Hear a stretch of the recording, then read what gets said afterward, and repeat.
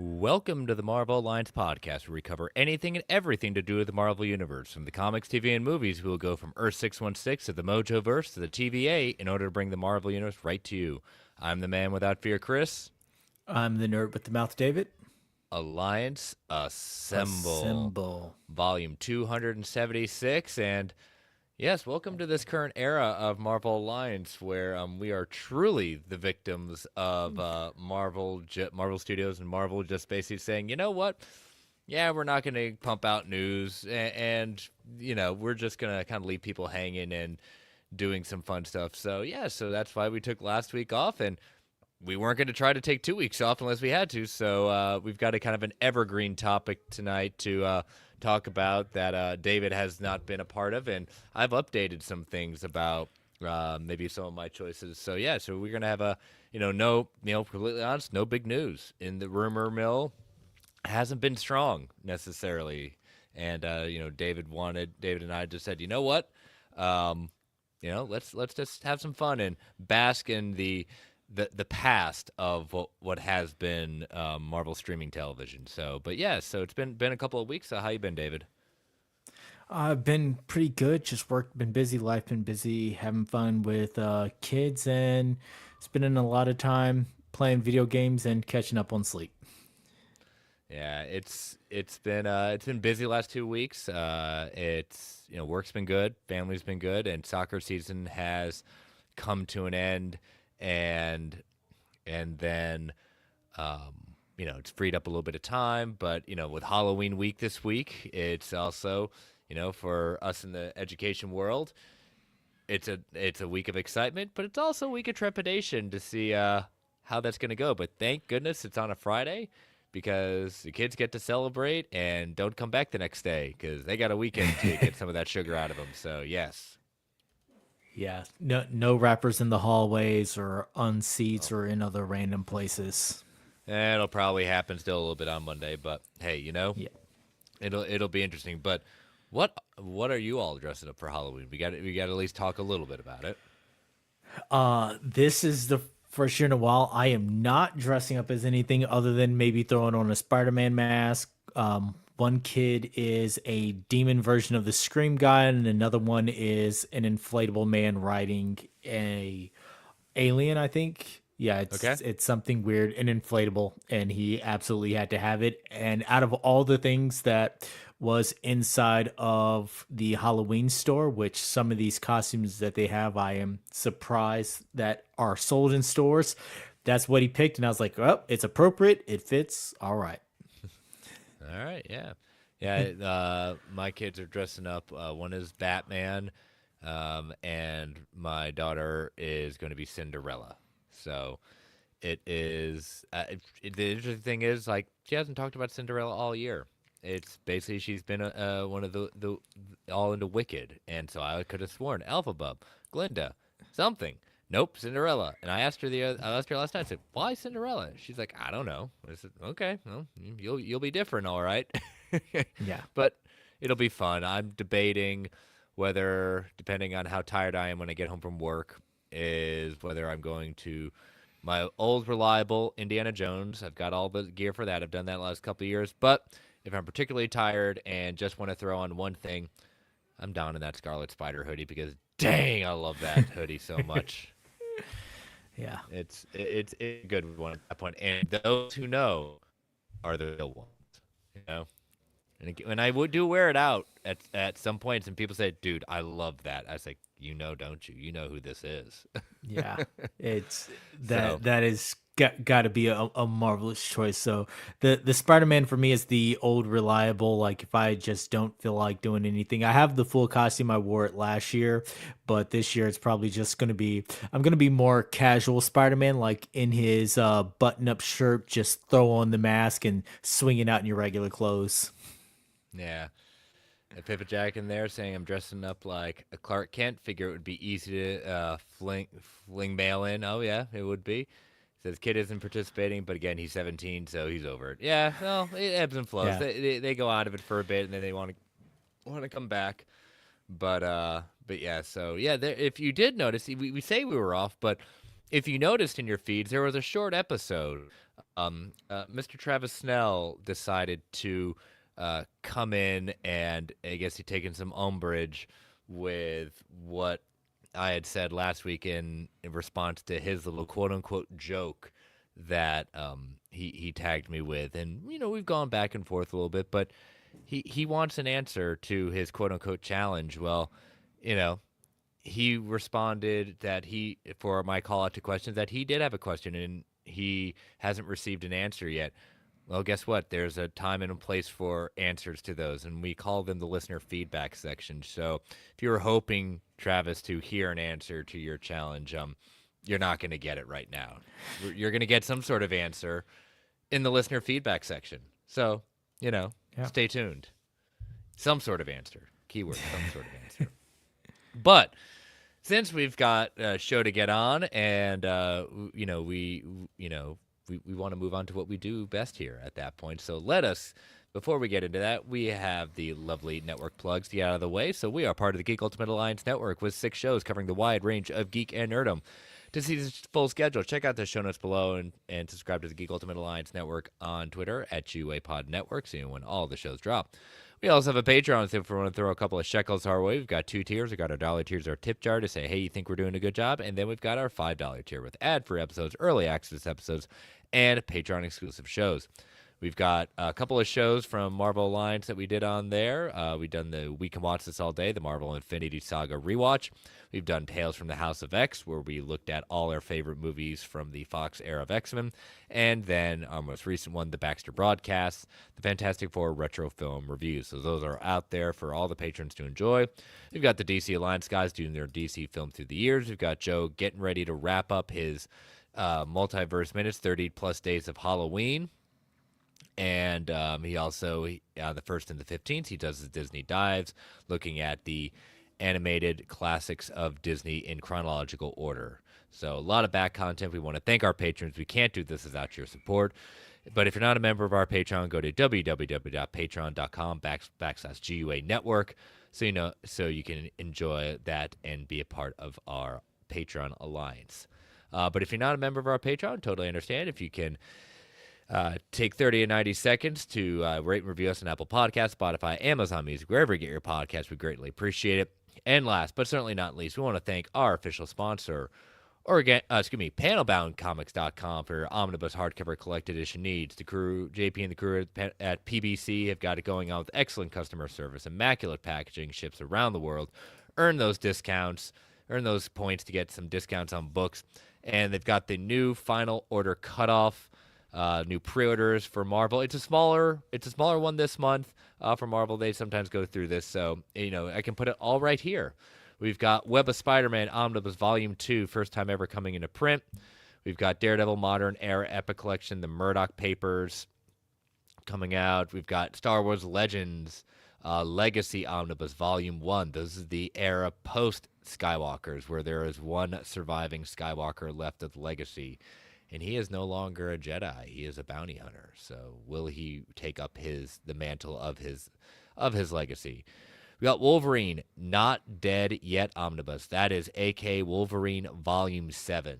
They didn't want to do Volume 7 because as you start getting up in numbers, sales don't necessarily do that. So that's where they've titled it Not Dead Yet. And we've got X-Men The Trial of Gambit Omnibus, aka X-Men Onslaught Aftermath Volume 2.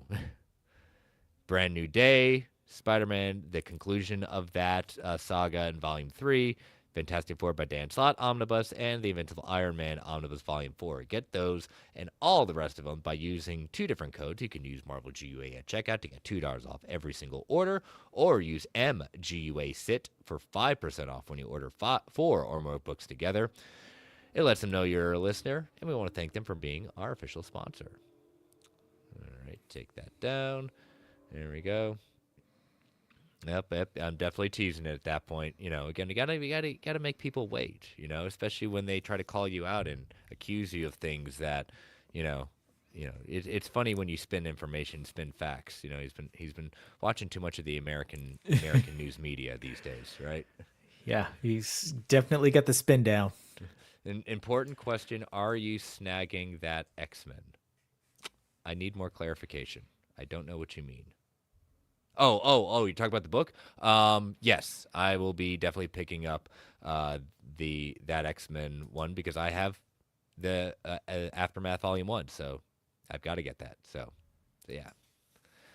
But I don't know how many more I've got. I'm pretty solid on X-Men. There's not many more I need left to fill my holes, but fill my holes Yeah. of my bookcase here. Yeah, I Collection. got to. And Yeah. yeah, clutch. Yes, exactly. I almost missed that one. So, anyways, all right. So, like we said at the opening, news has been non-existent in the Marvel Studios land post New York Comic Con. So, we are doing an evergreen topic that Brent and I had did late last year. Interesting enough, almost the same time last year, but David wasn't a part of it, and a lot more shows have come out, and we've added in the Netflix era since technically it is canon to now the MCU. There was questions about it, so I don't even think we did it. So we are looking at our updated top 5 MCU streaming episodes. So, when I brought it up to David, I asked him, "Do you want to include Netflix?" He said, "Absolutely." And I figure, knowing how we both kind of travel in similar circles and certain likes that we have with certain episodes, I wanted to make sure that, we have some backups because, if you put something out there, I put something out there, it obviously would be on our list, so that way it'd be interesting, our top 5s, but also ends up being a top 10 list. So I don't think we necessarily need to have these in any sort of particular order. These are our favorite 5 episodes in Marvel streaming. Yeah. I was able to collect, there's a lot of good episodes, so we both have a lot of backups just in case, Yes. someone calls out something. We've got options. We've got so many in the chamber just in case. Yep. Um, so I'll start off, and there, because I was thinking, I was like, man, what's gonna be my first choice? What's gonna be that first choice is gonna be, and even looking back and writing my notes for the episodes, I was like, man, it just inspires you, saying, like you were saying, like you watched one of your choices that happened to be a penultimate episode. I got to finish it at that point. Man, I wish it makes me want to go back and watch a number of these series, particularly this season, which even thinking back to my list, I think this still is my favorite series of all time on of the, when the MCU started putting these on Disney Plus. It is Loki season 2, episode 6, Glorious Purpose. So this is the this is we're just basically call it the series finale of Loki. And what a perfect title for it, because again, it is the line that he has always said, like he is in, what does he say? He's burdened with glorious purpose since the beginning. And it is a full circle moment for Loki, especially with, confronting the overwhelming responsibility of maintaining the multiverse's stability. Um, Yeah. it's deeply moving, almost mythological kind of ending to it.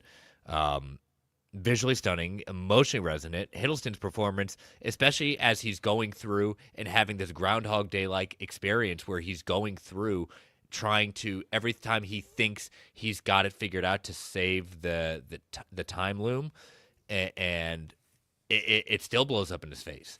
And then that the confrontation between him and he who should not be named, Yeah. or excuse me, not he who remains, excuse me, and just that conversation, and he says, "Yeah, you're gonna do this, you're gonna do this," and then wait a minute, we've done this before, and then Loki just kind of drops that, "Oh, you got there," he and he just the line, the callbacks to Thor, the callbacks to everything, and this is a villain, a true on villain that was introduced to us, that has been a thorn in the side, and the arc that this character goes to become a fan favorite and to basically now be, the definition of, I one could call him a hero, but I still think we call him an anti-hero because I think he's leaned more heroic than villain now, but I still think that calling him an anti-hero is not a knock against him. I think he's definitely one of those that we can put up as, yeah, he's grown, he's changed, and with the position he's put himself in, man, I can't wait to hopefully see him in Doomsday and Secret Wars because he's going to be a critical part of this, and I mark my words, he will be a member of this Avengers team. Yeah. This was also on my list because it is a great episode. I was talking to Brent about it today. Everyone in this episode puts on a stellar performance, including the actor behind Victor Timely. Like, separating the art from the artist, like everyone in this episode played a part and played it so well. And this is while it is both the culmination of Loki's journey, it also ends and sets up a way that this could either be the end of the story or this can be the bigger branching universe that is set forth. So, like, I'm excited to see where we go with this character because in every time we've seen Loki, he has not been a just background character, but this has taken him from just that villain to a more complex, layered, deep character where you find yourself at times going, he's still a bad guy. He's still selfish at times, but this is a man of layers, and everything about this was great. In that final scene, everything coming together, the whatever budget that they decided to spend on him recreating the loom, thank you for breaking the bank on that because that entire scene, him sitting on the throne, his crown rebuilding as he's going, like everything about that, I was just like, yes, this is an amazing piece of television. Yeah. So, all right, what's your first one you want to talk about? Okay, so my first one that I want to talk about, I will get straight into it. It's not the best on my list, but it's the one that, again, last night I watched it, I loved it, and it made me watch more. And that is Punisher Season 1, Episode 12, Home. And that is because in this episode, Punisher goes full Punisher. You get every aspect of both Frank Castle and the Punisher. Like, the viciousness of him and everything else, but it's also juxtaposed with as he's going in and out of consciousness. At times he's having the flashbacks to his wife. He's having that moment of, do I be Frank or do I go ahead and be the Punisher? But then you see just the gruesomeness of why he's doing what he's doing. He's embraced the Punisher by this point. He's full on in it, and the scenes with him, yes. I've got one on. Yeah, David. My David shelf over there. Yeah, we both got them. We both have. For those that were held, and David and I, got our respective Frank and Daredevil Funkos in the last couple of weeks. Yep, they're here, they're ready, and this episode, yeah, this was to me Punisher at one of his most protect women, Red. At one of his most Punisher moments, in just the full-on accepting of, I am no longer Frank the Family Man. I'm giving up on that. I love and here's everything with my wife and my family, but I'm letting go to fully embrace being the Punisher. Yeah, and this was also as one of my choices. Every episode of the Punisher stands out for a reason on its own. But when thinking of the show as a whole, this episode comes to mind for me for one of the most disturbing reasons. Eye gouging isn't a method of killing seen on TV very often. And except for a few notorious circumstances, poor Pedro Pascal in Game of Thrones, but for Marvel, it's essentially unheard of until, fairly recently. And that was until Punisher delivered one of the most hard-to-watch scenes in TV history. But that feeling of unease, disgust, discomfort, and shock is exactly part of the reason this episode was so good. For a piece of media to get under the skin so much as this penultimate episode of this Punisher's first season proves just how much it had a held over its fans and how much the target audience has come to feel for these characters. between intertwining sequences, clever cuts, and brewing culmination of the season story. Home is one of the best episodes. I completely agree of the Punisher series. The most personal and incisive look of why Frank does what he does is Home. The 12th episode of this first season, their viewers we see images of a happy family, his military decor, seemingly sweet normality of life that he had. Frank, we've noticed Frank is grit. Now we see him really as a husband, a father, and it all ends with an interrogation gone wrong, at least for the bad guys. Yeah. And Frank getting some much needed revenge on Agent Orange, another overarching villain. It's the best Punisher content out there with its vulnerable illustration of Frank's purpose. And that's the thing when it comes down to the Punisher that it people just say, "Oh, it's just people like, a guy that just goes out and kills things." Then you're missing that's the most that's you're missing the entire idea of what the Punisher is. And I point to so many different writers that have done Punisher so well, but the besides his creators at that point, the modern run that brought Punisher into this kind of like this is how you can write it is Garth Ennis. Garth Ennis is Yes. still to this day my favorite Punisher writer of all time. Yeah. And, and this and he and the series captures it very well. Yeah, this again, it was you get the full scope of who Frank Castle is as a man, as a father, as a husband, and then as who he is now, literally letting go of his wife in order to say, nope, I'm going to finish the mission that I have within myself. I'm going to go back to this war that I am in. And the way that he takes down Agent Orange and the way that he just fully unleashes on him, like, you've already taken this guy out and you are just pounding him. And then the moment with taking out the eyes and everything else, it was just it shows you, okay, Frank has embraced who he is as the Punisher. And I watched it again last night and I was like, I just have to finish the series now. Yep, I mean, you might as well.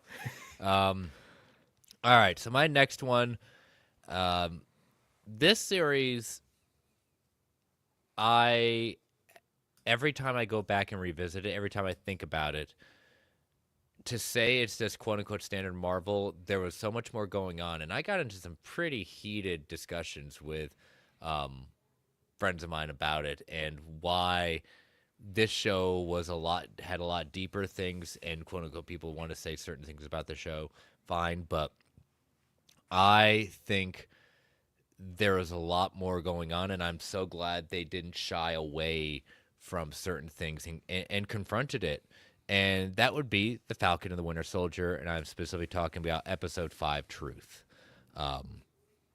Taking the name from the miniseries of the same name, looking at the first, quote unquote, the first Captain America, or some people got the first, African American Captain America.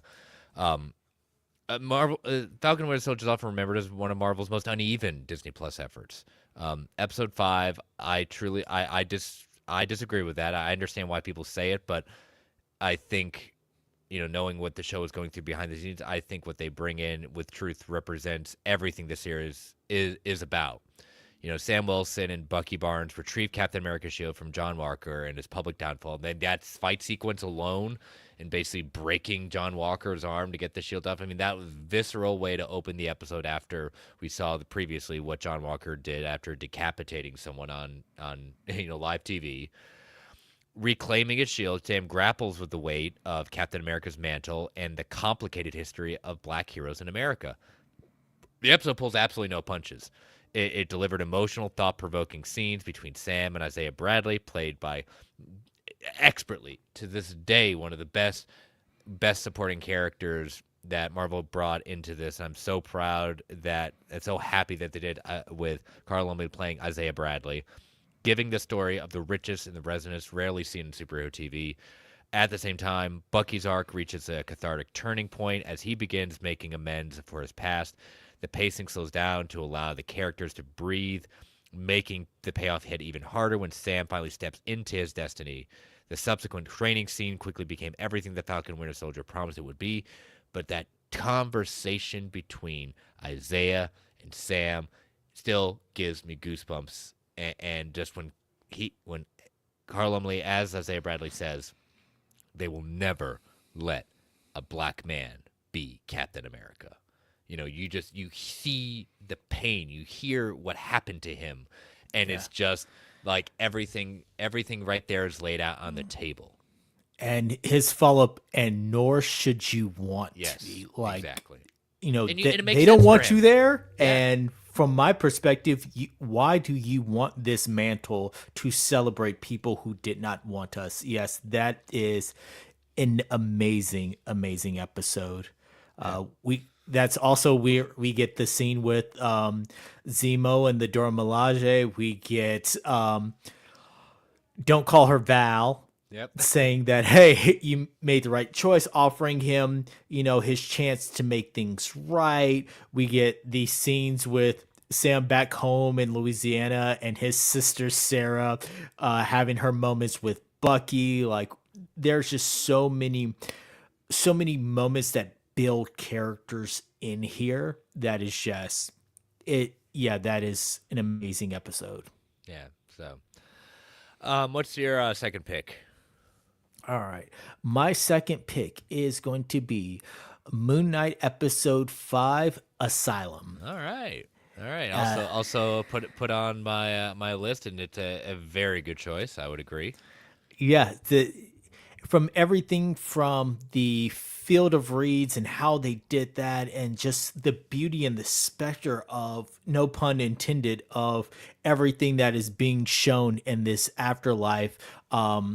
The boat sailing, the Dewat and everything. It was it was pretty cool just to see that moment as, okay, Mark Spector, you're dead, but you're being weighed on the scales of justice to determine whether you get to go here or whether you get to go there.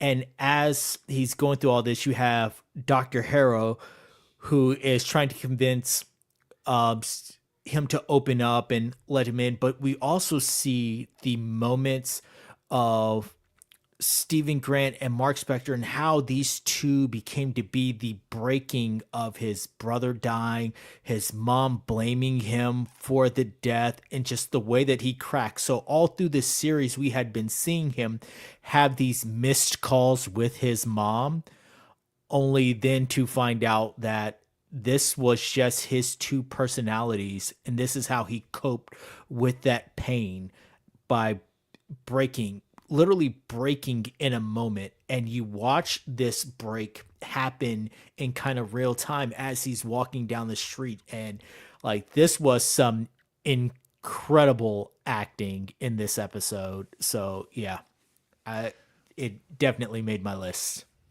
Yeah, I remember a quote from Mark Spector, as played by Oscar Isaac, saying, "You try taking a life, see how quickly you forget." Yeah. In a series filled with, you know, a series looking at the idea of mental illness and of what happens to a person at this point going through trauma that's layered on trauma.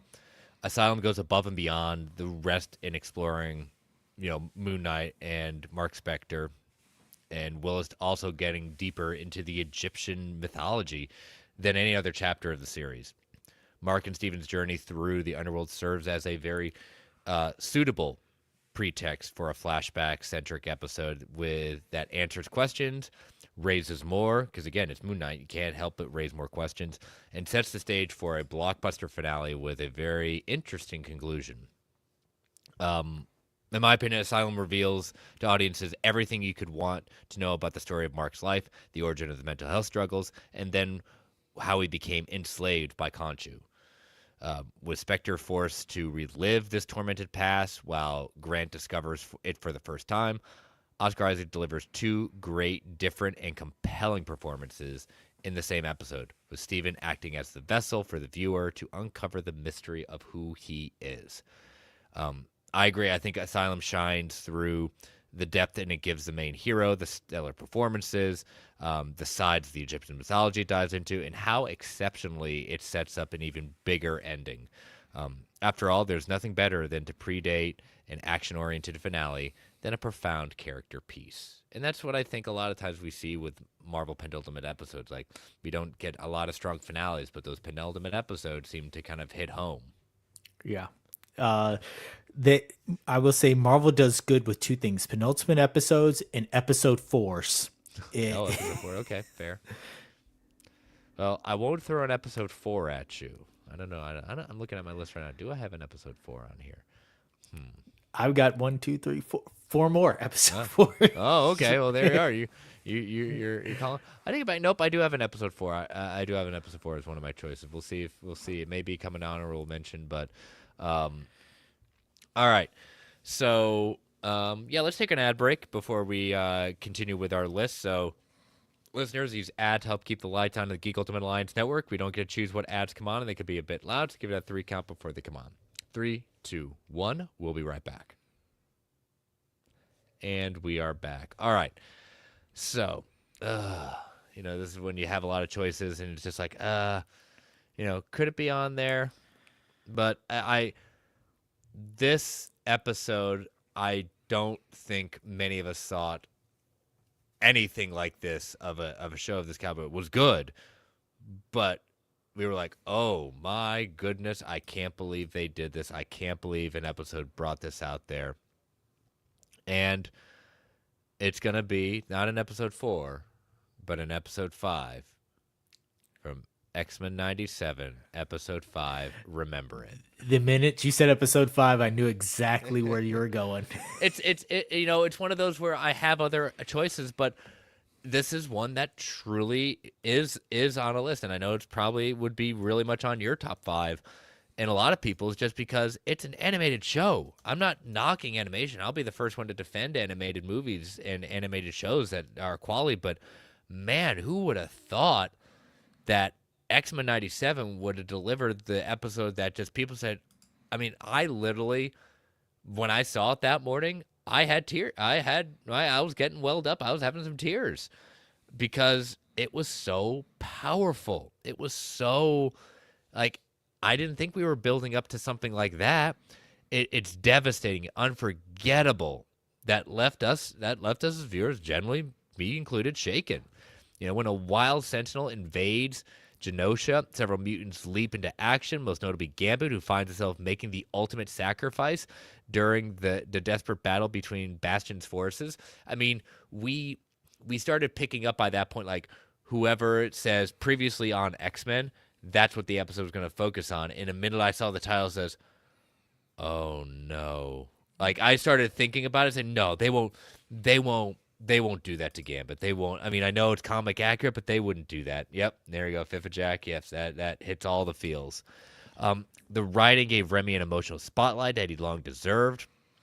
It portrayed him not only as a charming rogue, but a true hero ready to lay down his life for mutant kind.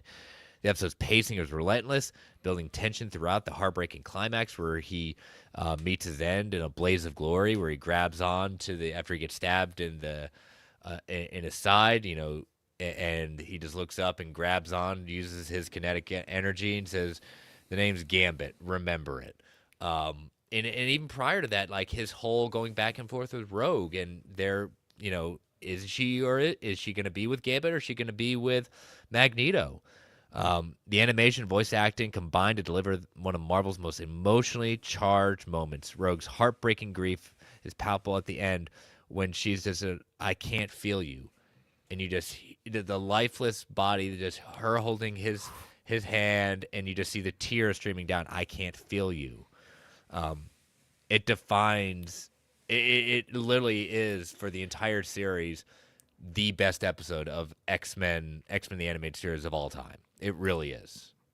I agree. It is on my list. The minute you said episode 5, I knew exactly what you were talking about. I mean, we can go on and wax poetically about the Gambit and Rogue stuff all day long. It was it is the heartbeat of the episode. But there's also other great moments. You have Yes.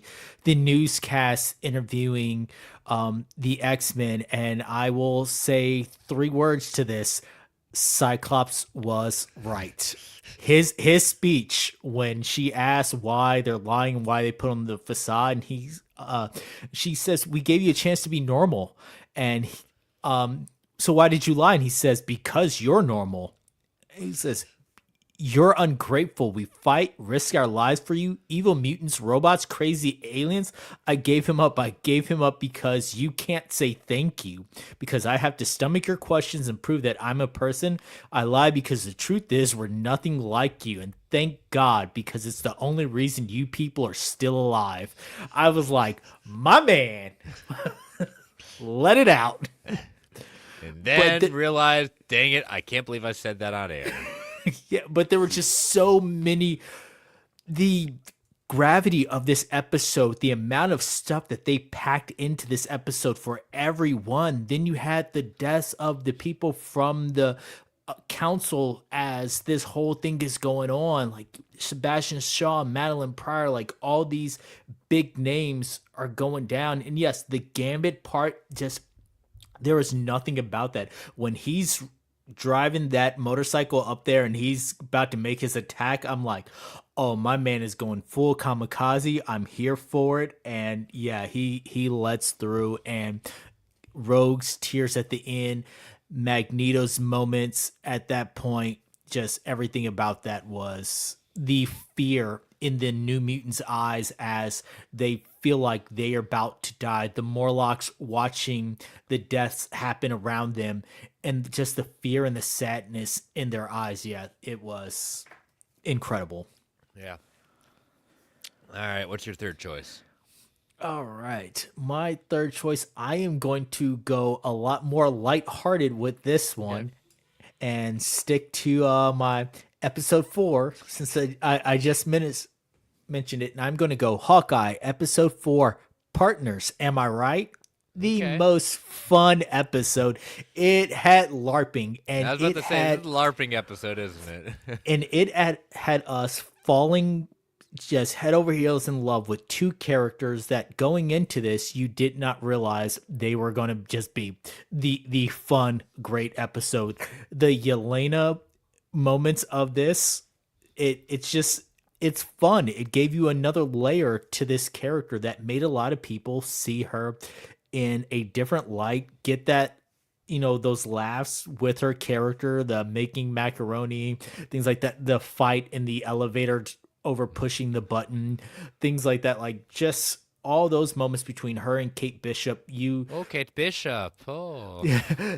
Those interactions between them, it was a fun episode. And then yeah, watching the LARPing, watching Clint have to get his stuff back, but having to go through, hey, the nerds in the park have it, so this is what we got to do in order to get it. And then just genuinely having fun in those moments of all the other heated battles that are going on right now. Yeah. Um, yeah, it's just, I would say like it's the interaction between the whole LARPing sequence. It's just like it introduced a whole subculture for people who didn't know what LARPing was at that point. No, I mean Hawkeye itself is just a great. It is one of those that it's in my Christmas rotation now because it is a Christmas show, and it uses kind of the backdrop of it, and it deals with the idea of what that part of the phase of Marvel was post traumatic stress. Like, how do you deal with the traumatic stress of what you've been through and getting your family back and legacy, and someone that in Kate Bishop who's trying to find her place and wanting to prove herself at that point. But yeah, that everything about it, yeah, it's great choice, absolute great choice. Yeah. All right, I'm gonna bring this also to a Netflix episode. We're gonna go back to a season 2, Daredevil season 2, not an episode 4, an episode 3 entitled New York's Finest. So this is the season that introduces Frank Castle in unforgettable fashion, and New York's Finest solidified him in this single episode as one of Marvel's television's greatest characters. After capturing Daredevil, the Punisher ties him to a rooftop and delivers one of the MCU's most compelling philosophical debates. Their argument over morality, justice, and the nature of vigilantism remains the highlight, in my opinion, of Marvel storytelling. Charlie Cox and John Bernthal deliver a powerhouse performance of this character study. The episode masterfully balances dialogue-driven tension and raw action. It culminates in a brutal hallway stairwell fight, very infamous for that show, where Daredevil battles gang members while still shackled. Come on. I mean, that right there alone. But the juxtaposition of intimate character drama and bone-crushing combat encapsulates why Daredevil remains so beloved and why we are both looking forward to Born Again Season 2. New York's Finest is more than just a showcase for the Punisher. It is a searing mediation on what separates a hero from a killer and why that distinction matters. Yeah, this was a great episode, and this episode actually inspired our post-credit scene, so stick around for that. But there were so many great moments, seeing Daredevil like strung up, the gun taped to the hand, all of that happening. I mean, and this was also the episode like I began to just hate Samantha Reyes and Blake Tower, and I was just like, you guys, everything about this is getting on my nerves. But the back and forth between Frank and Daredevil, and then the moment on the rooftop where I believe the gentleman's name is Jerry comes up to listen to, he's the super and tries to figure out what's going on, and him and Frank have that moment and talk about their service in the Marine Corps, but all the while Punisher sitting there with a gun behind the door, like, all right, if he tries to press, if this doesn't work, I'm willing to take him out to continue my mission. But he's just talking to him like two old vet Marines, and they're bonding over that. And then he instantly turns and goes back to what they're doing, because like he's just like, I don't want to kill this guy, but I will, because I need to A, keep Daredevil strung up, and B, take out the dogs of hell at their clubhouse. So boom. And yeah, it's just a great moment. And yeah, that fight scene between Daredevil and the dogs of hell, and them going through, and him with the chain wrapped around his hand, all of that's just amazing. Yeah. All right, what's your fourth? All right. My fourth, I will stick with the Netflix era, and I will go Jessica Jones, Season 1, Episode 9, The Sin Bin. Ah, okay. I was debating if I was going to put that as my next one, but thank you for not allowing me not to. So this is Kilgrave in the box, and David Tennant acts the hell out of this episode for him being agreed. Confined the entire time, but he still is the big bad menacing villain. They make you still feel scared of him and scared of anything he can do. But then also, as you're getting this look into his past, what his parents put him through, and then what he ends up doing to his parents as a result, like everything about this episode is just, it's David Tennant just being full on Kilgrave. And this was the first time that, as watching this entire season, because I watched him as a version of the Doctor, the 10th version of the Doctor in Doctor Who for years before this. So I still saw the fun-loving guy until this episode when I was like, he is committed to this bit. And I was like, yeah, there was great moments with Hogarth, Jessica and her sister, and their fracturing of listening to each other.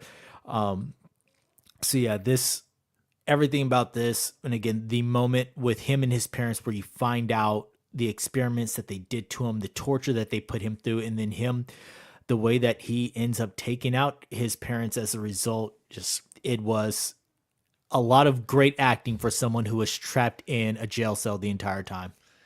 Yeah, so I will start off my kind of discussion of this one. Good choice. How dangerous is Kilgrave? How terrifying is Kilgrave? How brilliant is David Tennant in this role?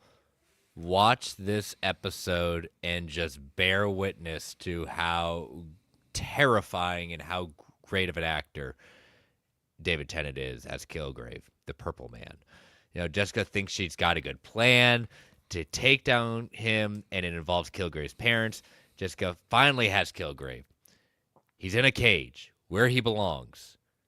But in a world of superheroes, nothing ever goes as planned, and it doesn't work. And one of the most brutal things in anything MCU related, Kilgrave orders his mother to stab herself to death, and then orders his father to cut his own throat. Kilgrave can enthrall anyone till they comply. Kilgrave watches. Hogarth quickly is tempted by everything that Kilgrave has to offer. Meanwhile, Trish gets her hands on drugs to make Simpson what he is, and Simpson himself is currently overdosing on the very same drugs, becoming Nuke later on. The episode is in my opinion, top ranked, and this is a good reason. There is simply so much that happens here, and that's so the writing of this and all the information changes thrown our way. This is reason why Jessica Jones season 1 is like nothing. The next 2 seasons don't even compare to it. Yeah. I love Kristen Ritter as Jessica Jones, but the next 2 seasons just did not do that character any justice. Everything I point to when I say if you want to see something that you never see coming, watch Jessica Jones season 1 and don't watch anything else from this show. It's just you'll be coming back saying, "Oh, why couldn't it be this good?" Yeah. Again, just amazing acting. David Tennant he makes this episode, and he makes you fear this villain going through. So when everything happens at the end, you feel Jessica is rightly justified in the action she took based upon this episode and other actions. Like, yeah, I could see why she would come to that conclusion that this is the only action that you have at this point, because he made you fear a man who all he does is speak. Yeah. All right. So my final one, my number 5. It's always tough. I'll even say we can if we want we can do an honorable mention. One honorable mention for both of us. Yeah. So, all right, this one. Well, David, I do have an episode 4. I do have an episode 4 on here, and I'm going back to animation. Oh, I think I know where this is going. and a single episode can do so much, especially an anthology series, and just make you feel for a twist of a character that, man, what would you do in this situation, and what would you do for the one you consider the love of your life? And I'm talking about what if episode 4, what if Doctor Strange lost his hands instead of his heart?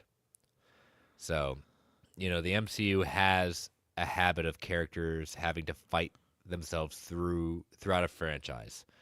Nebula, Captain America, Vision, and Loki have all had to square off with a different version of themselves. Though none of them can compare to what Stephen Strange did in this episode. The only sorcerer strong enough to stop Doctor Strange was Doctor Strange. What If is always going to be something different for the MCU, and I think it's a series that had a lot of potential, and I think there are episodes that stand out amongst others. I think as a whole, I still think there was plenty untapped there. I hope one day they do come back to it. But this series shows multiple deaths of multiple Avengers, a world infested with zombies, post-apocalyptic futures. But what was achieved with Doctor Strange having his heart broken by the absolute point that was Christine Palmer's death, and was overtaken by desperation, depression, and grief before bringing the entire universe to end around him, realizing that no matter what he did, Christine Palmer had to die. And if he stopped that, everything would collapse around him. In that moment, he didn't care, and became the monster and dragged the power he sought, realizing that no matter what he did, no matter how much power he had, it was never going to go his way. And he taking the light-hearted side of what we've known from Doctor Strange and creating this alternative version where he becomes a villain, but we all like, what would we do in that situation? Even confronted with the fact that you're never going to change this one. This is an ultimate point you cannot change. It was another one saying, wow, again, animation coming out swinging and putting us into this point saying, man, that totally just breaks you as a Yeah. viewer of this episode. Yeah. This starts off with, we have a version of the driving scene from the original Doctor Strange, but this time Christine Palmer's in the car and in the crash, she ends up dying, and he goes to Carmitage to try and figure out a way to bring her back. And that is his entire journey, is how do I bring back the love of my life, including going so far to challenge the Ancient One and getting split in between Strange Supreme and the other side of Stephen Strange, having that get absorbed. He gains all this power, then goes to bring her back only for her to be repulsed by the man he's become in his quest for power and the ability to change everything, to change this absolute point, to undo this paradox. She doesn't want anything to do with him at this point, and Yeah. it it is an incredibly well written episode, and but it is also one of the many episodes where the watcher does more than just watching. Yep. So yeah, no, the great episode, and yeah, that was on my list of possibles. So the minute you said Yep. animation in episode 4, I knew exactly where you were going. Yep. So, all right, what's your final choice? All right, I've got 3 to choose from. I am going to go with Daredevil season 3, episode 13, A New Napkin. That was the Netflix series finale. Before we got the comeback, that was the series finale. That was the I beat you.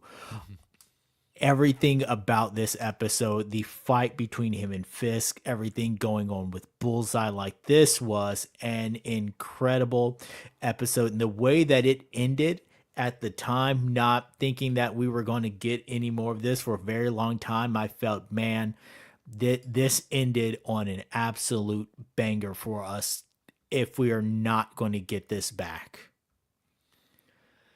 Yeah, this was I can't even remember the episode. It was an interesting, quote unquote evergreen stream that Brent and I did was our favorite not and he came up with the idea and it's still a fun episode. I should go back and revisit, but I remember that this was the episode that we were looking at were our favorite Marvel non-action moments.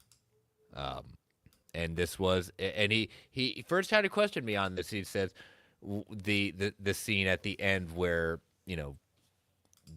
Matt as Daredevil goes like I beat you and just said like goes after him and said I'm not talking about the Yeah. fight, I'm talking about the dialogue that he has. Technically an action sequence happened, but this is one where he all the raw emotion, him taking off his mask and saying, and I beat you. I found a way to get after you. And if you so much as like think that you're gonna release this stuff, she is going to go down and going to go down hard. And remembering Yeah. what everything that transpires in that moment informs why things happen the way they do in Born Again season 1. Like this is Fisk's revenge on Matt Yeah. for what The he did to him. When they're fighting, and I mean Daredevil is just giving him hands, and Fisk is like, look, I'm never gonna stop going after you, Karen Page, Nelson, like I this is who I am, and unless you kill me, I am going to take you out. And then Daredevil just beating him and the blood splattering on the white rabbit in the snow painting and everything else like that. And yeah, it everything about that was awesome. Fisk being taken to jail, and he's like, I just need a moment to say goodbye to Vanessa. And um Mahoney's like, yeah, no, you didn't give Our people that same, you didn't give Nadim that privilege, so you don't get that privilege. He didn't get to say goodbye to his family, you don't get to say goodbye to yours. And just takes him out, and I'm just like, yeah, that everything about this was just a cool episode. That ending, the scenes between Bullseye and Nadim and everything that goes on with that, the showing how Vanessa, like, she is fully embracing the evil side of this. So once we see her again in Born Again, we know, like, yeah, no, she's just as cutthroat. Yeah. So, but yeah, so those are our choices. You know, Yeah. So it, what is your honorable mention? Because I have to know at this point, because I have one, and yeah. all right. Let me pull up my list and make my selection for my one honorable mention. All right. Looking down. I try to be. I want to be very careful. Hold on. I'm gonna fix my micro. There we go. All right. Let's see. Where do I want to go with this? Because it's one of those things where you want to spread the love a little bit to other shows and other episodes, and you know, let's see. All right, I will go with where we started with Disney streaming at that point, to WandaVision, episode 5, on a very special episode. You went with Um, five. I I dig went with it. 5. Yeah. So that was the moment of series were transformed from a quirky little sitcom to a full blown MCU epic. The cracks in Wanda's idyllic Westview begin to widen. The prompts, this prompts Vision to confront her about the increasing disturbing reality around him. Their heated argument is one of the show's most gripping scenes, forcing Wanda to acknowledge her illusions. Meanwhile, outside, the world closes in as Sword makes their presence more aggressive, exposing Wanda's control of the town. The episode's shocking final twist and the jaw-dropping reveal, especially when we were like, "Are they really doing it?" You turn on closed captioning. Oh yeah, they did. Evan Peters' appearance as Wanda's brother Peter ignited a theories everywhere of what's going on. By blending domestic sitcom tropes and escalating superhero drama, the episode struck the very perfect balance, in my opinion, of mystery and emotional weight. It stands out as Wanda's WandaVision's one of the most defining, game-changing installments. Yeah, it was a great episode. I mean, I have another episode that was on my list of possibles, but man, that whole season was good. The way that they built that, the twists and Hashtag turns. Mephisto confirmed. Yes, that Evan Peters, you're not going to give your freaking big bro a hug, like that moment right there. And they're like, she recast Pietro? Like Yeah. all those moments were good. I personally had episode 8 on my list Mm-hmm. as a possible because of the Vision speech and just everything with her breakdown. But no, this episode was pretty great. Yeah, and like you said, the season as a whole, as they were, homaging, every episode was an homage to a certain era, but also certain types of a particular show. So Yeah. My honorable mention is going to be, and it is only because of one scene. It's Daredevil season 1, episode 4, In the Blood. That is because this is the episode that made me go, they are really letting Netflix do this character. And that is for the corridor scene involving Wilson Fisk. It was at the time a shocker for, oh, we're doing this in a Marvel property. We're going this far. And at that point you knew there there were no kid gloves on here. They were going to allow this to have that maturity. They were going to allow this character to be the dark, gritty character that they are. And At that point, I was instantly hooked on the entire Netflix run because I was like, at this point, if they're willing to do this, let me see where they take these characters. This isn't the, the fun guy in the suit that just the I'm a quote unquote big bad. Like I like Michael Clark Duncan, but his version in the Ben Affleck Daredevil was a tough guy in a suit. Where as this was, this is a formidable opponent. Yeah, I think you kind of summed it up right there. Not a bad choice. I like it. You know, Yeah. so all right. Well, yeah. So those are kind of that's my at least updated list. It's David's list at that point. So be very curious to see what you all are thinking about that, and feel free to shoot us some of your choices in our DMs at that point. I see Axel in the chat saying just getting my Batman costume ready for a Halloween party. Oh yes, you're on the other side of the world. Yeah, Halloween's already started for you. So, Yeah. but well, I hope you have a good time with that. The party. Look forward to seeing pictures later, my friend. And but yeah, let's take our final ad break for the evening and looking at listener feedback, factor fictions, and then continuing into Spider-Man Life Story issue 3. So as you know, listeners, these ads help keep the lights on the Geek Ultimate Alliance Network. We don't get to choose what ads come on, and we could be a bit loud, so give it that 3 count before they come on. 3, 2, 1. We'll be right back. And we are back. All right.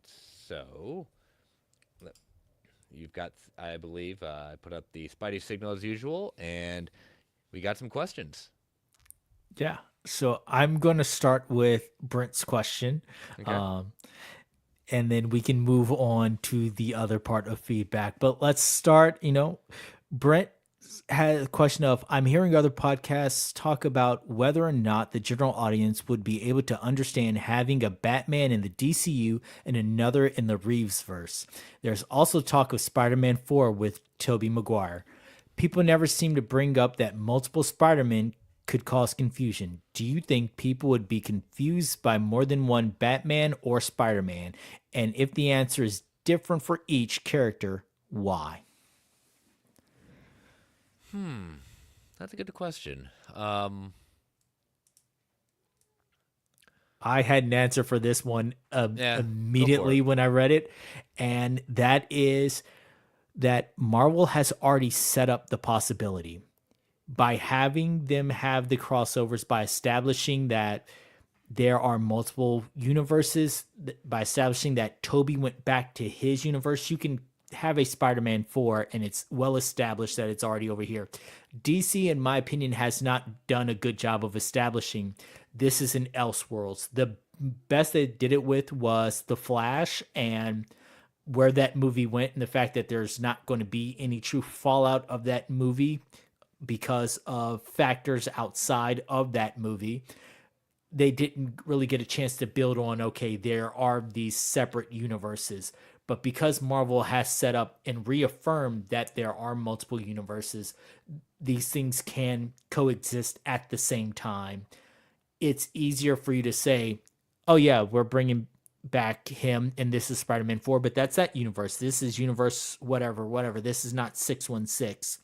And then people go, oh, okay. It's like, yeah, remember you saw at the end of this movie, he went back to his universe. That's where this is. Versus DC that hasn't really established truly those differentials. Yeah, I think you bring up a very good point, and I would agree with that. Where when you literally had on screen 3 different versions of Spider-Man and their own history and their own where they're currently at that point, it would be easier to bring in for them. While one could say with where DC is right now, you have a Batman, you have a animated silhouette of another the DCU Batman right now, but nothing else really to go along with that. And I don't know if we've really had really legitimately more than one live action going on at the same time for Batman. That No. was taken seriously. Um, and so it is very much a thing because people are there's enough clamoring for I want a conclusion to the Garfield story. We kind of got one for Toby, but we definitely didn't get one for Andrew. Um, we don't. We've pretty much, for the most part, have had conclusions for our Batman in some way, shape, or form. Whether we like it or not, conclusions have been established. Um, Obviously, I would like to see more out of Ben Affleck's Batman, but we know we're not, and Yeah. so clamoring for something that I know we're not going to get is fine. I think. Do I honestly think we're going to get another Spider-Man with Andrew or Toby? A solo? I don't. I don't. I think that the time I would love it, but I just don't think. I think we'd be more prevalent to get them back in a Doomsday or Secret Wars than we are for a solo outing, and that's right now where I think my heart wants it, but I think the time I don't think it's happening. Um, Good ideas, but I just right now I don't see enough there that is going to say that we're a time where the studios are going to really bank on that. Yeah. I don't see, especially Toby, like I'm glad that he had the opportunity to come back. I don't see him going and doing a full movie. I mean, that whole the joke about my back, I mean, the man legitimately has back problems. There's going to be a lot to going through an entire movie and holding that franchise up. And there's a lot of weight and expectation. So if they just bring him back in Doomsday or Secret Wars and have kind of a here's a flash into his life and where it's at now, and you just take a couple of minutes to here's his universe and here's how he's thriving in that universe, I will take that over you trying to force a 2 hour movie and force these high expectations. Yeah. So, but yeah, not a bad question. So good thought at that point. All right.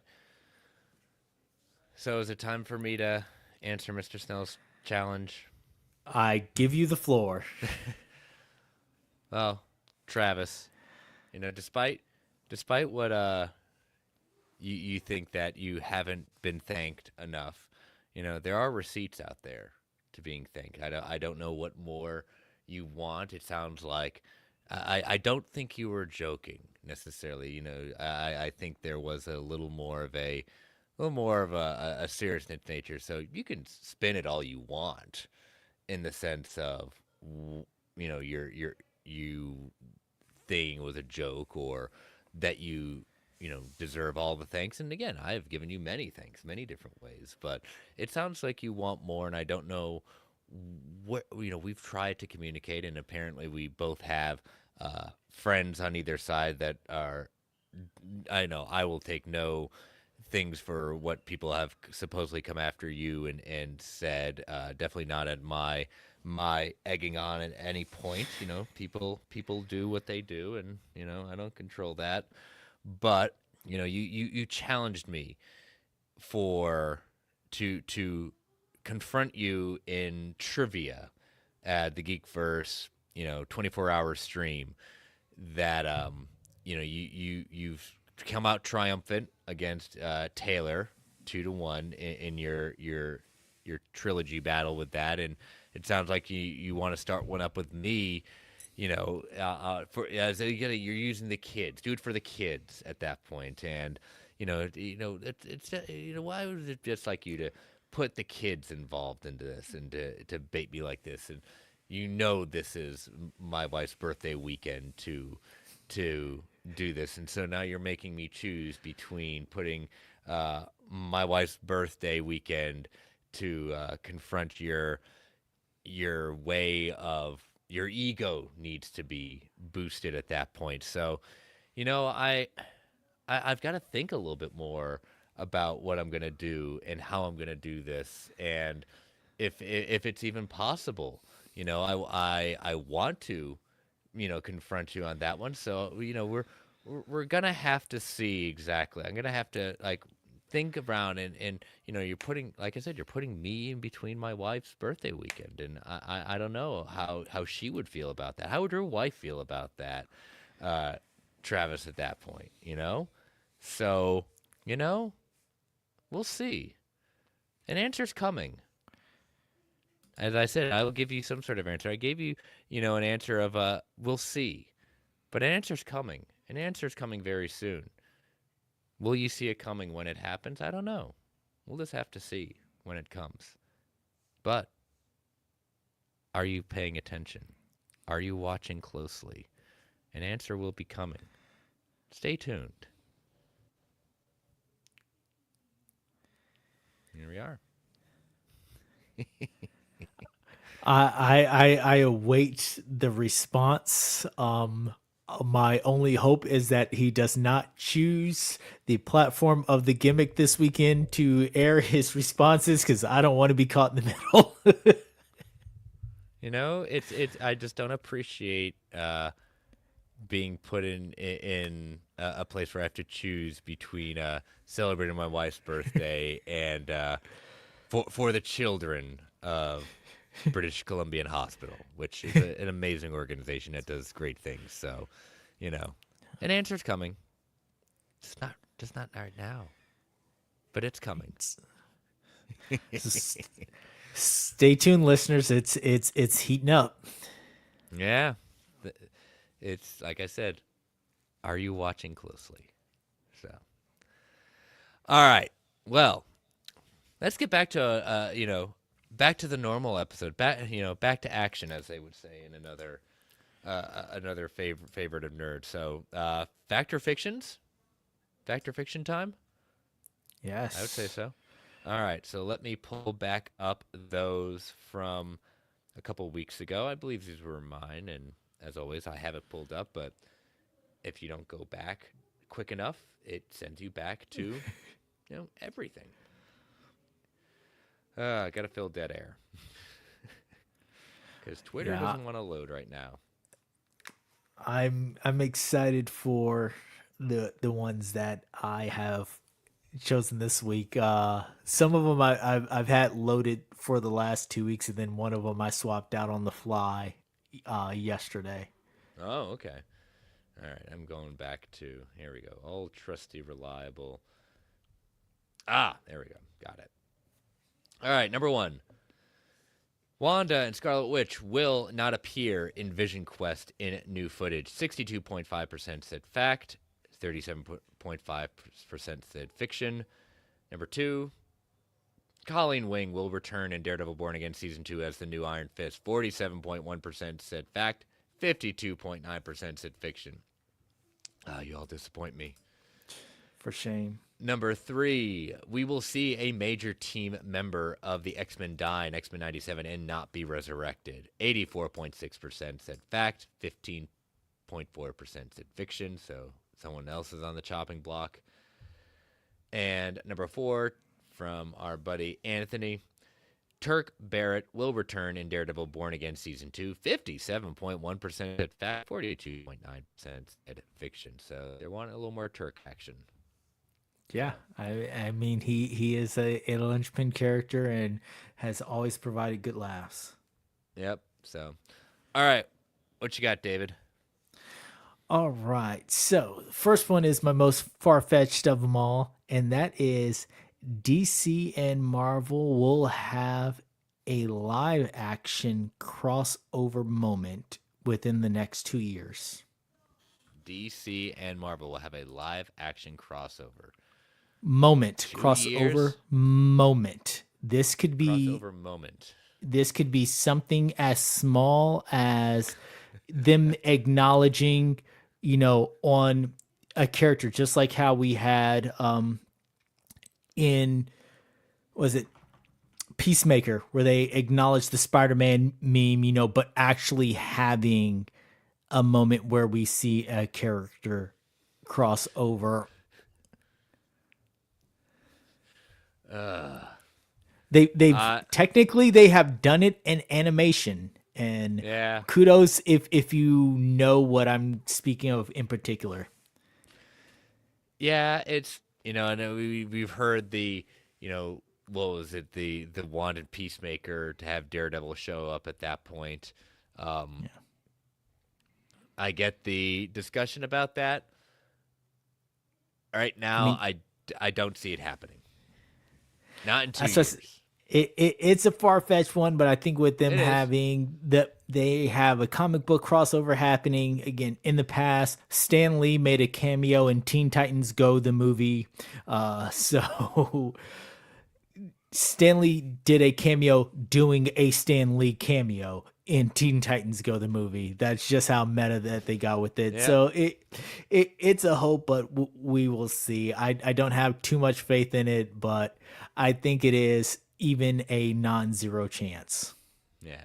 So, yep, I'm still fiction on it just because of the very close. So, Yeah, fair enough. All right. Fact or fiction number 2. The events of Daredevil Born Again season 2 will be the reason that Punisher meets Spider-Man. the event of Daredevil season 2. Um, but the question is, because we were supposed to be getting the special before season 2. Is that our assumption? Yes. Okay. Still the assumption that the special is going to happen. Okay. Well, I think the special is going to happen. It's just a question Well, of, it's going to happen before we get season 2. yeah. Um, yeah. I mean, they've, I, I know what Charlie Cox says he's not in it at that, or no, he says he's not in like Doomsday or Secret Wars at Yeah. that point, or Brand New Day as well. Um, yeah, I think something is going to be, alluded to at that point. So yeah, I'll say a fact. Yeah, I think with that being their last hurrah before the big movie, then we will that's going to lead into it. Daredevil has met Spider-Man. Daredevil has met Punisher. That this is how they get to it. And speaking of Spider-Man, I'm going to go with fact or fiction number 3. In Avengers: Secret Wars, Toby Maguire will be there and reference the "Who are the Avengers" line with Tom Holland. So one more time, say that. I'm trying to follow it. In Avengers: Secret Wars, Toby Maguire Spider-Man will reference the "Who are the Avengers" line with Tom Holland Spider-Man. Yeah. Because we had that whole I was a part of the Avengers. He's like, that's awesome. What are the Avengers? Yeah, I could be kind of a fun thing for them to acknowledge. I would like it at that point. Um, Again, it's a question of whether he's going to show up or not for it. But yeah, it'd be a cool moment, that he gets to. Oh, so this is the Avengers. This is what you're talking about. Yeah. Like a little callback to that moment of, hey, this is what I was talking about. These are the Avengers.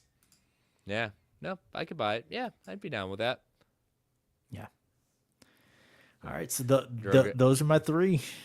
yeah, Droga in the chat saying Matt Murdock's cameo in No Way Home is still one of the best cameos of all time. Because he's a really good lawyer. Yeah, he knows a thing or two about a thing or two, right? Yep. So, all right. Well, I will make sure that those are posted on Sunday afternoon to let your voices be heard with that. And let us bring this episode to a conclusion by diving back into Spider-Man Life Story issue number 3. So we are in the 80s now, and I love the cover of this with him in the black costume in a tomb, so we know what we're dealing with this. So, Yeah. I love the kind of time has gone on, and he's obviously with Mary Jane. She's pregnant with twins, and you know Aunt May being, I don't think we've seen her in this kind of state where she's just basically like she's suffering through Alzheimer's with it. Yeah, she's senile at this point. She calls Mary Jane Gwen. She's looking for Peter, not realizing that he's been gone for weeks. Yeah, he's supposed to, be at the library at this point, but really he is off somewhere else in a gigantic battle. Yep, we got Secret Wars, and I was interested in seeing Peter with this is more like kind of armored up suit, as he's aged up and realizing that he's got to protect himself a little bit more, and Reed looking as grizzled as ever. Yeah, Rita's fallen on some hard times, and Spidey even mentions it how like he's appreciative of all these things. He goes, but right now Reed is a ghost, and he of a warning that is just haunting him. Like that's he's pushed his wife away, he's pushed everyone away, and that's not who Spidey wants to be. Yeah. And I love the little like, tips of the hat we get to the key sequences of when he gets the black costume. We don't see necessarily how Secret Wars ends, but if you know, who ends up, and the kind of before that, as you said, with Reed and Peter coming to some sort of like amends, as it were, but coming back out, in the black costume, the alien suit, and he comes home.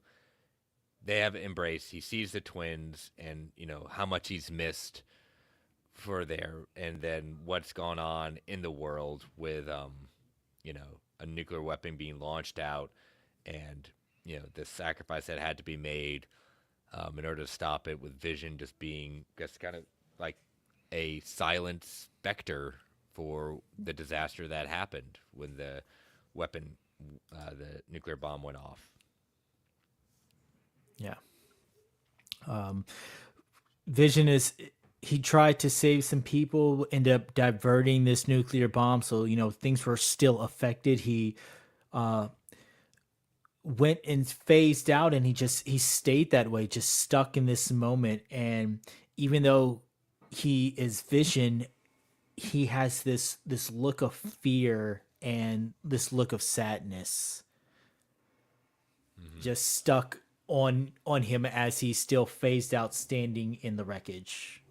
Yeah, and he goes back and talks to Reed, and he's like, I've done. Have you thought about doing, the symbiotes alive? And he's like, I know, and that's why I don't wear it full time, so it can never necessarily um, take full control. And so that's a difference from the from the main continuity of it, because he didn't realize it till it was almost too late. But he says, maybe I should, they're seeing quote unquote Spider-Man murderers, and well, maybe I should have gone back to uh, my normal threads at that point. But he gets a frantic call from Mary Jane, and looks like Aunt May, was with the kids and got lost, or was not Yeah. necessarily doing what she needed to do. And I wanted to Yes. say, you put your kids, what is a person suffering through Alzheimer's, with your kids. A little question that. Yeah, maybe not the best to leave the Alzheimer's patient with the baby. She kind of wanders off, like what tends to happens with a lot of Alzheimer's patients when left unattended. They, after a while, that happens, that wandering off, and Peter rushes home, and Mary Jane is like, "Hey, maybe it's time that we put her in a home, we get her a specialist." And Peter is just he's not having any of this, but as Mary Jane puts it, he's not there to take care of Aunt May. He's not there to take care of Mary Jane or his family. So he is addicted to the suit and addicted to the rush that he's getting from the suit. Yeah. Um, and he says, I'm just gonna go out there in my normal costume and go out on patrol and not have it. And then he runs into the imposter in the black costume, none other than Craven, who's going after him. And we get basically Craven's last hunt going on. And Mary Jane's like, oh well, he's disappeared. Well, he's buried alive like he was. But then the symbiote costume feels him calling, and feels where he's in trouble, and breaks out, goes into the thing and breaks it out. So I like the kind of new way of how he gets out of there, and is like, oh, he's a little more bulked up. The symbiote's mad. He's capitalizing on this anger, and Craven's trying to be Spider-Man and beat up on these foes and these muggers, and then you get Peter out there in a very, I would love to have heard what like he sounded like at that point, in a different voice, like, you stabbed me, you shot me, you buried me, it's over. And you get the teeth, you get him turning into this creature. Mary Jane's there, and he kind of gets a snapping back. He said, "We trained for this. We talked about this. You got it. You got to do it. You got to take it Yeah. down before it takes hold of me." And she uses the sonic thing to get the symbiote off of him, but the cost is already there. She is moving out. She's taking the kids, and yet again, another issue where Peter has lost so much, lost everything. He's there with his, Aunt May. Craven's about to take his own life, but we see something try to stop him. Yeah, and this is another issue where Peter ends up sitting disheveled in a chair, looking off in the distance. That seems to be a running thing for him every 10 years. Yeah. So again, the Parker luck keeps on getting worse and worse and worse. Yeah. So we're gonna see where this goes with this version of Craven, and what saved him from his attempted suicide. We're gonna see what's gonna become of the relationship with him and Mary Jane as we move into the 90s, which was by a lot of accounts one of the best eras of things going on with Spider-Man. So we'll see the direction that they go with going into the 90s. Yep. So we'll look at that. I will say next week, but maybe next week, maybe the week after. We'll see exactly as news decides to drop. But next time we drop the next episode, we will cover issue 4. So, all right. Well, volume 276 in the books. Hopefully you guys enjoyed this topic that we got to break down, and we'll see. Hopefully Marvel starts pumping out a little bit of news so we can get a proper. Back to what we do best here at Marvel Alliance, but we will see. So, David, tell people how they can follow you. You can follow me on all socials at The Phantom. You can follow me here on the Geekverse Network as part of our wrestling show, The Gimmick, where we come to you around twice a month, talk all things wrestling, what's going on. We've got a Saturday night's main event pay-per-view coming up pretty soon, and then we're gonna be having some other shows after that. So we will get into some more My GM mode playing, some more wrestling reviews. So yeah, follow me on The Gimmick with S Bubs and Mr. Snell. That's why I said as the scathing wrestling style promo that Chris cut earlier. I am scared promo that ain't done yet. Promo's still going. I'm scared that this feud is going to build up, and I'm hoping that no steel cages get brought out. Well, if you're paying attention at that point, he did something I didn't expect. Well, I'm gonna, return the favor. One good throw deserves another, right? Yep. So, but yeah, you can follow me on all the socials at Chris Balga. Jake and I from the Brave and the Boys are getting ready to record this weekend our new monthly breakdown of all the pre-orders that are coming up on Panel Bound Comics this weekend. So that'll probably drop within the next week after we record. So check that out on the Brave and the Boys YouTube channel. You can follow this podcast on Twitter at Marvel A Podcast. You can follow the Geek Ultimate Alliance Network on Twitter at GUA Pod Network.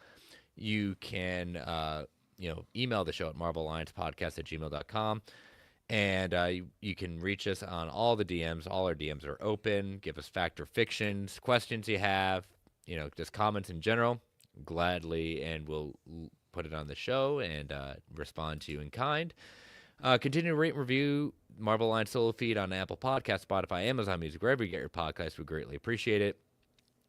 And, we appreciate you all. We always, again, like we said, we wish it'd be as weekly as we used to be. But again, Marvel content being as it is, we do appreciate you sticking around. And we want to thank you all for joining us live in the chat. Stay safe out there, everyone. And as Stan the Man would say, Excelsior, true believers. All right. David, what you got for post-credits discussion tonight? All right, post-credits discussion. Marvel has been bringing a lot of panels and storylines to life, as I referenced earlier with that shot of Punisher and Daredevil just having the moment of being chained up. That's straight from the comics. So with that being said, what is a story or scene that could absolutely not be brought to TVs or movies? Well, MCU has been got we've got rated R stuff. We got rated R movies from the MCU now. We've got TVMA shows. I when I saw you put this in our notes, um, there was you said a scene, but I have a series that Marvel pretty much wishes they never did, never done.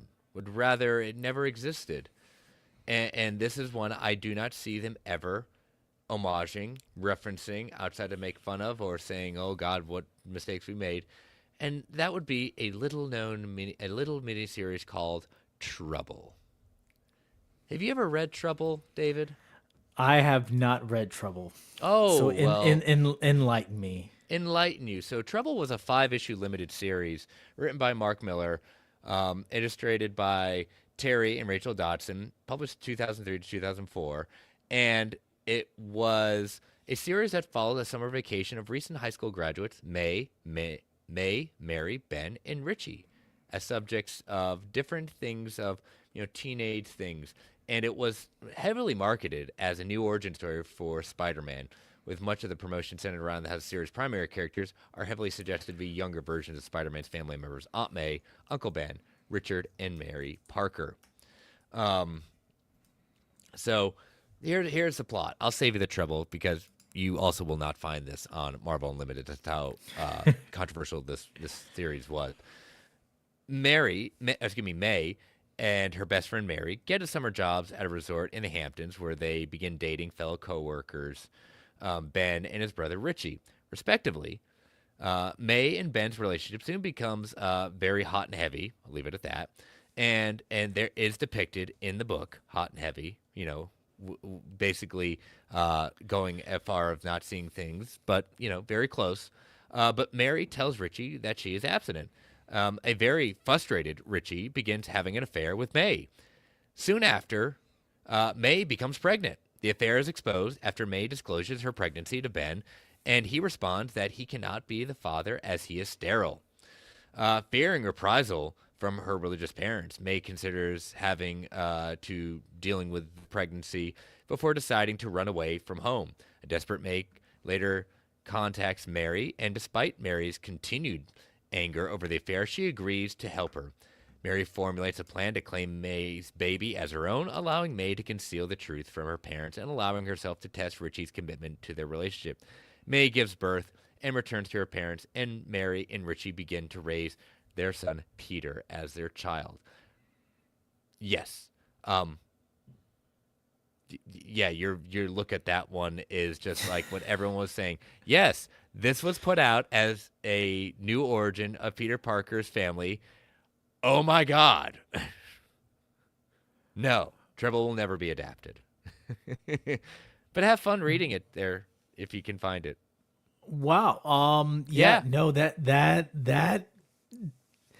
My pick is bad for different reasons, but yet no. I have not.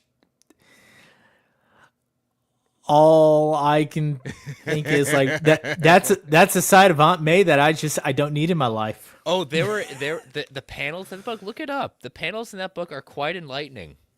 Uh huh. Yeah. Yeah. That is no. Nope. Choices were made. Mistakes were made. Is this the HBO After Dark version of Marvel? Oh, there's another series called Marvel. That's another one to look up too that Marvel would rather not have done. So yeah, Yeah. but my choice was Trouble. Okay. My choice was Ultimatum. It had it's got the flooding of an entire coast and people just dying left and right. It has Blob eating the remains of the wasp in a very just gory, gratuitous scene that I Yeah. was not expecting. And I mean, like this is full on splash. This isn't a mini box over in the corner. Just so many people are taken out with this, and yeah, it is something that for the amount of deaths that happen in there and the people who die, plus the gruesomeness of it. I mean, they were taking this where the Ultimates line, we're pushing things a little bit more. You got Magneto killing Professor X. You got him just killing everyone. Like the whole reversing the polarity and doing the flood stuff. They kind of touched on it in X-Men 97, but not like this is a grand scale of just death. And I was like, oh, you guys are just wiping everything out. And I was a fan of the Ultimates line, but when it came to Ultimatum, I felt like they just was like, "Eh, let's just start throwing things to the wall and see what sticks." And it was a hodgepodge, and it was horrible. Hmm. Yeah, I would agree. It was a very unfortunate ending to the Ultimate Universe in that Yes. current iteration. So yeah, but mine, like you said, um, it was bad in one way. Yours was bad in a different way, but I see Gear Mango saying Jameis Spidey's 9/11 won't get adapted. Yeah, probably right at that point. Um, Inhuman, I'm there's that too. So, but all right. Well, we will see you hopefully next week. Hopefully Marvel drops some news. If not, we will see you soon, and we will check you out later. Again, ta ta. See ya.